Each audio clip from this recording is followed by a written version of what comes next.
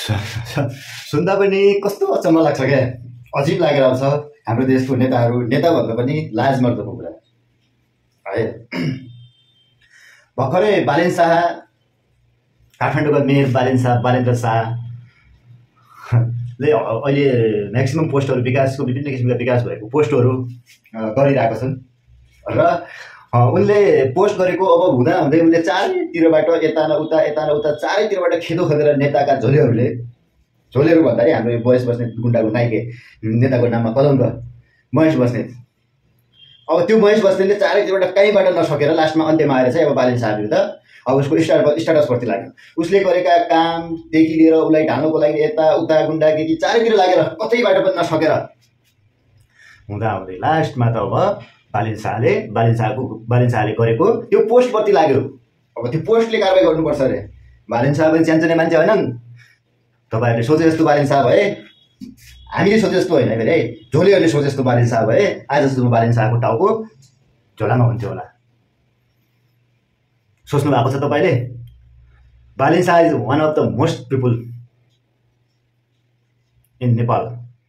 बालेन शाह भनेको hero, king is king Balen. अब तपाईँ आफै बुझ्नुहोस् क्या, कतिसम्म एकजना मान्छेको विरुद्ध कतिसम्म खेदो खन्दैछन् क्या। पुरा भरको पार्टीको दलहरू आएर बालेन शाहप्रति खेदो खनिरहेछन्। बालेन शाहले विभिन्न किसिमका आफ्नो अलि सक्षम सुन्ने सरकार जे भए पनि जेनजीले बनाएको अहिले आन्दोलनपछिको सरकार, अन्तरिम सरकारले केही कुराहरू सुनिदिएर पहिलाको कुराहरू थप्प रहेको कुराहरू ती कुराहरूलाई अगाडि बढाउँदै बालेन शाहले स्ट्याटस मार्फत चर्चा गर्दैछन्। त्यही स्ट्याटसलाई समातेर केही झोलेहरू गुन्डाका नायक महेश बस्नेत अब स्ट्याटसमाथि किसानहरूलाई फोहोर भनेको, किसान चाहिँ फोहोर भनेर एउटा स्ट्याटस लेखेको छ बालेन शाहले। एउटा स्ट्याटस त्यो बालेन शाहले लेखेको छ। अब त्यही स्ट्याटसको प्रति लागेर बालेन शाहले माफी मागे, ठिक छ, होइन भने किसानहरूले बालेन शाहलाई नछोड्ने भनेर एउटा चाहिँ पोस्ट मार्फत महेश बस्नेतले लेख्न भ्याएछन्। बालेन पनि कमको छैनन्, बालेन शाह पनि कमको कहाँ छन् र? बालेन शाह भनेको एउटा भिजन भएको व्यक्ति हुन्। उनी कहाँबाट के हुन्छ, कुन ठाउँबाट के हुन्छ, कुन ठाउँबाट मलाई कसरी के गरिन्छ, कुन ठाउँबाट मलाई कहाँ फसाइन्छ भनेर उनी चारै चौथर्पी हेरेर उनी चार आँखा चार कान लगाएर हेर्ने मान्छे, बस्ने मान्छे हुन्। बालेन शाह भनेको त्यत्तिकै हावादारीमा गफ गरेर, हावातालमा पोस्ट गरेर, हावातालमा उनले गरे होलान्, केही पोस्टहरू नराम्रो गलत गरेर हावादारीमा गरे होलान्, तर कानुनी रूपमा लाग्ने पोस्टहरू चाहिँ उनले चौथर्पी सोचेर चाहिँ उनीहरूले आफ्नो पोस्ट गरेका हुन्छन्। फेरि कसरी भन्नुहुन्छ होला, एउटा किसान चाहिँ फोहोर भन्ने के समथिङ एउटा बालेन शाहले कविता लेखेर रचेर लेखेका पोस्ट गरेका छन्। त्यही पोस्टमा व्यङ्ग्यात्मक रूपमा विभिन्न किसिमका टिप्पणी भेटेका छन् बालेन शाहले किसानहरूलाई फोहोर भन्यो भनेर। तर त्यो बालेन शाहले त्यो कविता कसले लेखेको, कुन राइटरले लेखेको, कुन व्यक्तिले लेखेको, त्यसका लेखक कुन भनेर त्यहाँ हेर्नुहोस्, उसले चाहिँ स्पष्ट रूपमा त्यहाँ चाहिँ फेरि भएन भनेर किताबबाट लेखेको छ बालेन शाहले। किन त अरूले लेखेको टिप्पणीहरू हामीले लेख्न पाउँछ, कविताहरू लेख्न पाउँछ, त्यसमा हामीले चाहिँ एउटा टिका टिप्पणी गरेर चाहिँ अरूले लेखेको कविता गीतहरू चाहिँ हामीले लेख्न पाउँछ। तर मिडियामा आएको त्यसलाई कपी गरेर राख्न पाइएन। तर चाहिँ एउटा भावनात्मक तरिकाले चाहिँ त्यसलाई चाहिँ पोजिटिभ तरिकाले त्यसलाई राख्न पाउँछ। अब त्यहाँ आएछ किताबको कुरो, बालेन शाहले गरेको पोस्ट प्लस साइडमा आइदिएछ किताब। अनि त्यो लेखकलाई समात्नु पर्ने कि बालेन शाहले समात्नु पर्ने? अब महेश बस्नेतज्यू तपाईँ सक्नुहोला, तपाईँ पूर्ण पार्टीको 3 दल पार्टीको मान्छेहरू लागि पर्नु भएको छ महेश बस्नेतलाई समात्नको लागि। तर सामान्य तरिकाले तपाईँहरू बालेनलाई गिराउन सक्नुहुन्न। छोडिदिनुहोस् आजबाट, बालेनको पछि कुरा काट्न छोडिदिनुहोस्।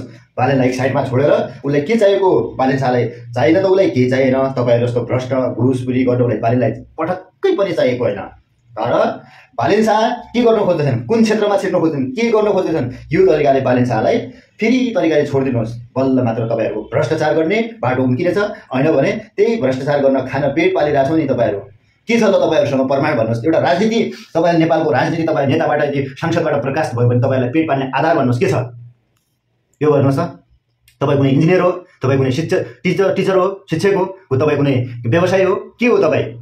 तपाईँ भनेको एउटा सर्वसाधारण आम नेपाली जस्तै, किसान जस्तै एउटा सच्चा नेपाली भन्दाखेरि तपाईँ नेपालीभन्दा तलको, किसानभन्दा तलको तपाईँ मान्छे हो। तपाईँभन्दा तलको मान्छे पनि छैन। यसरी बुझ्नुहोस् महेश बस्नेतज्यू।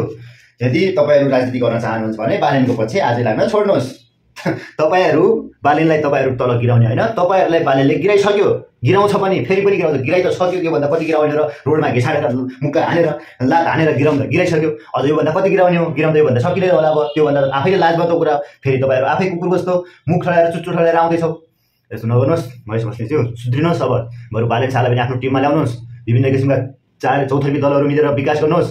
एउटा केपी ओली मात्रै विकासको धारणा हैन, केपी ओली मात्रै तपाईको पेट पाल्दिने हैन, एउटा नेपाललाई समृद्ध नेपाल कसरी बनाउने त्यो तरिकाले अब चौथर्फी दलहरू जति पनि नेपालमा पार्टीहरू छन्, जति पनि दलहरू छन्, ती दलहरू मिलेर विकासवादी नेतालाई चुनेर हाम्रो देशलाई विकसित मुलुक बनाउनुहोस्, त्योपट्टि लाग्नुहोस्।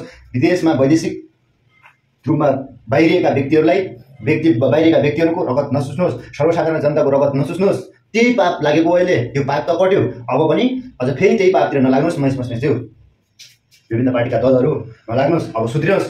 नेपाललाई समृद्धि नेपाल, विकासमूलक नेपाल, विकसित मुलुक, यो तरिकाले हाम्रो नेपाललाई अब चाहिँ अगाडि बढाउनुपर्छ। विकासवादी नेतालाई चाहिँ अगाडि बढाएर जानुपर्छ। जुन भ्रष्ट नेताहरूलाई त्यस्तालाई चाहिँ अब पछि फान्ने, विकासवादी नेतालाई चाहिँ अगाडि बढ्ने। हामी देश अहिले विषम परिस्थितिमा छ हाम्रो देश नेपाल।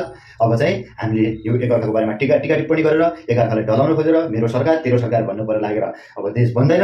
हामी अहिले विषम परिस्थितिमा छौँ। हामीले अहिले चाहिँ हातेमालो गरेर अगाडि बढ्नुपर्ने, बाध्य भएर अगाडि बढ्नुपर्ने छ। यस्ता विभिन्न किसिमका यसलाई गिराउनु पर्छ, यसलाई फाल्नुपर्छ, यसलाई हामी भ्रष्टाचार गर्न नपाएनौँ, हामीले चाहिँ विकास गर्नु।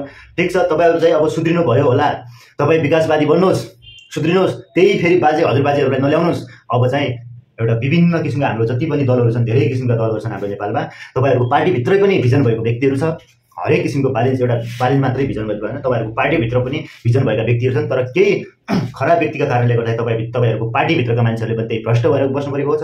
त्यही भएर अब चाहिँ भ्रष्टाचार गर्ने नेतालाई अगाडि बढाउने होइन, अब चाहिँ विकासवादी नेतालाई चाहिँ गर्ने हो, अगाडि बढाएर हामीले चाहिँ बढ्ने हो। अब त्यो एउटा विभिन्न किसिमका टिका टिप्पणीहरू लिएर बालेन शाहप्रति बालेनले चाहिँ तपाईँहरूले चाहिँ गिराउन सक्नुहुन्न। बालेन शाह भनेको एउटा भिजन भएको व्यक्ति हो। ऊ चाहिँ म कहाँ मर्छु र कहिले मर्छु भनेर अगाडि नै ऊ चाहिँ हिँड्ने मान्छे हो। मतलब फेरि मर्छु भन्ने मान्छे चाहिँ फेरि कसैले गर्न सक्दैन। मतलब बुझ्नुहोस् कि बालेन शाह भनेको म कुन ठाउँमा गिर्छु र कुन ठाउँमा के हुन्छु भनेर ऊ चारै चौतर्फी हेरेर अगाडि बढ्ने मान्छे हो। बरु बालेन जस्तो मान्छेहरू तपाईँहरूको पार्टीभित्र बन्छन्, त्यो बालेन जस्तो एउटा संयुक्त सरकार बनाएर चाहिँ अगाडि बढ्नु पर्यो। अब चाहिँ त्यो विभिन्न किसिमका टिका टिप्पणी लिएर केही काम पनि छैन, विभिन्न किसिमका त्यो विकास भ्रष्टाचार गरेर काम पनि छैन। अब देशलाई एउटै मात्रै देश बनाउने एउटा मात्र लक्ष्य हो। देश नेपाल देश विकसित मुलुक हो र हिन्दू राष्ट्र मुलुक हो प्लस शान्तिपूर्ण मुलुक हो। त्यो घोषणा छ, त्यो घोषणा भए अनुसारको काम गर्नु पर्यो। बाँकी चाहिँ नेक्स्ट भिडियोमा। Okay, by.